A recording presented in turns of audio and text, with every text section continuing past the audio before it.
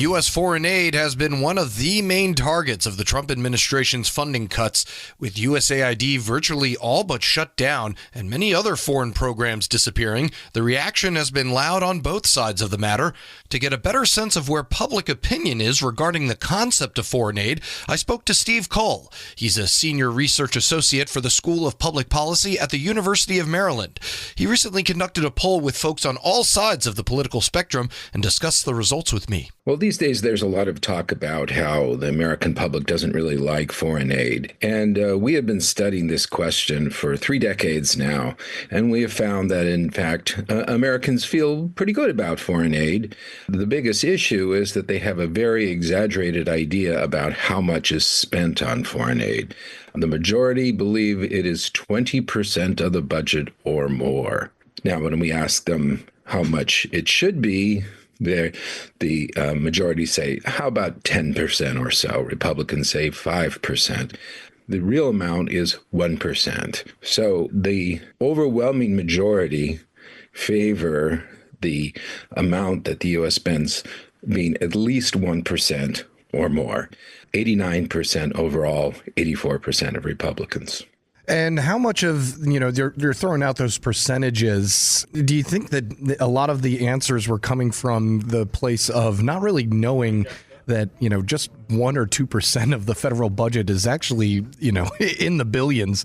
People tend to think of their own budgets and apply that to the federal budget, but not knowing just how vast the actual federal spending is. Right. So what we did next was we said, okay, the actual amount is about 1%. And here are 6 of the major programs. And here's how much goes to each one in billions. So they could see exactly. And then they heard arguments pro and con for foreign aid in general and for those programs. And in those situations, you had in every case, a majority said that we should spend the same or more. And that was true of Democrats and independents. Republicans, in some cases, there was the majority extended to wanting to cut a little. But in no case did a majority want to make substantial cuts. And the numbers that wanted to zero out any of the programs was very small, under 10%. Yeah, it's interesting that a lot of folks were in favor of just eliminating a little bit, as if almost the majority thinks that too much is spent on it. I'm curious of exploring that point of feeling as if not being included in the process of how much foreign aid is actually doled out because it's kind of just built up over time.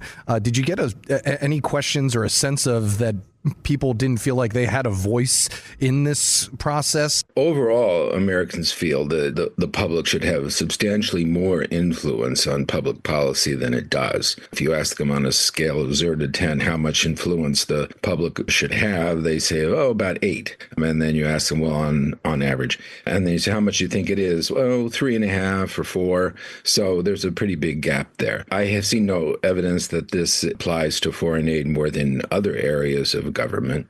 We're speaking with Stephen Kull. He is a professor with the School of Public Policy at the University of Maryland. So what were some of the other takeaways that you all discovered as you got into the nitty-gritty of the exact kinds of foreign aid that the majority of Americans do support? Yeah, we looked at different attitudes about different types of aid, and clearly there's a strong feeling that we have a kind of moral responsibility to help others. So humanitarian programs get support.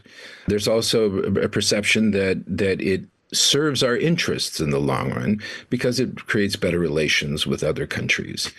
There's also a support for working on global health and trying to deal with potential viruses and things like that. And the perception is that also serves our interests in the long run. Now, if you present the argument, we shouldn't really spend money abroad until we've saved and dealt with problems at home, all our problems at home, and a majority will say, yeah, that's a good point. That's a good point. But when they get down to it, they think we should spend some. Now, one of the questions we asked was, of all the money that we spend on the poor abroad and the poor at home, how much should we spend abroad? And the majority said, oh, at least 10%. And in fact, that the amount is less than 10%.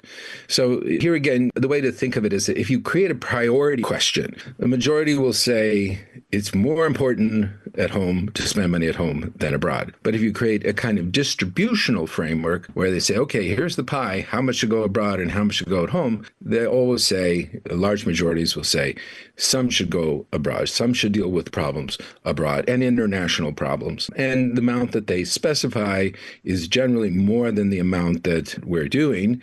And when we tell them how much we're doing, majority say that's fine.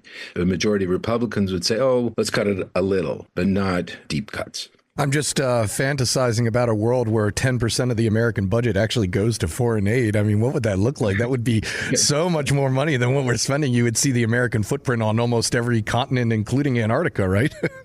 It's like after the World War II, as with the Marshall Plan and so on, the U.S. was spending a substantial portion of the budget. And Americans have the impression that that just never stopped, that just keeps on going. Now, what's interesting, though, is that over the years, people have actually become more comfortable. Right now, if you just ask in a standard poll question, do you think we're spending too much or too little or about right? About half say we're spending too much, or half say that we should cut it. And that number has actually gone down over the decade. That became particularly true under George W. Bush. The Republicans became more comfortable with foreign aid, and everything was kind of more settled. And the amount that the U.S. is spending on foreign aid did go up over those decades. So this is the first time that a key leader has kind of raised this question. And it's not difficult to stir people up about it because they have ambivalence. On one hand, we really should be taking care of problems at home first. Well, but it really is a good idea to help others, and it actually serves our interests in the long run. And so they kind of have a little debate, When you present arguments, they find both arguments convincing. So there's this kind of, little dialogue in people's minds. So you can stir it up rather easily, and that's been happening lately. But when you get all the information, put it all together, they can work it out. Taking these numbers into consideration, you're a public policy professor. Could policymakers come to realize that maybe more transparency could be used here as a way to justify it? As you said, even Republicans were more in favor when it was George W. Bush doling out the foreign aid because he made the faith-based case for doing this, and that seemed to speak to a lot of folks. Do you think that having a more transparent approach, like I said, may make those folks feel as if they do have more say in the process? I don't know if that would make them feel that they have more of a say. I think they do feel that they have more of a say when policymakers talk about public opinion, and they express sort of concern about it, and they actually don't a lot. However, a substantial number have read these kinds of findings and are aware that there is this overestimation. And so you'll often hear them say, it's only 1% of the federal budget. In fact, there was a whole campaign that got going at one point with these buttons that said it's just 1%, and people were wearing them, and even in the administration. Marco Rubio talks about that rather regularly, about how it's just 1%. So in that way, they are trying to communicate that, we aren't out of control here. We are, we're doing something that is relatively reasonable. And when people get all the information, they go, okay, that seems reasonable. Looking ahead here, I'd be curious to know if you're investigating, just seeing people lament about the things that Elon Musk would tweet about, saying, we found this waste happening at USAID.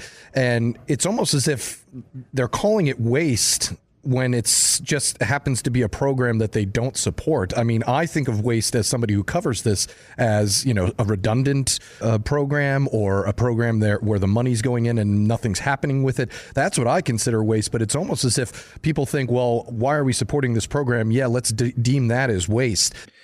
Curious to get your thoughts on that. Yeah, we've explored that a fair amount in various polls, and people do have the perception that most of the aid goes directly to governments abroad, and that they siphon off a huge amount of it. That's actually not true. A relatively small amount does, but that's a definite perception. So they just see that because the money's released, it's kind of out of our control.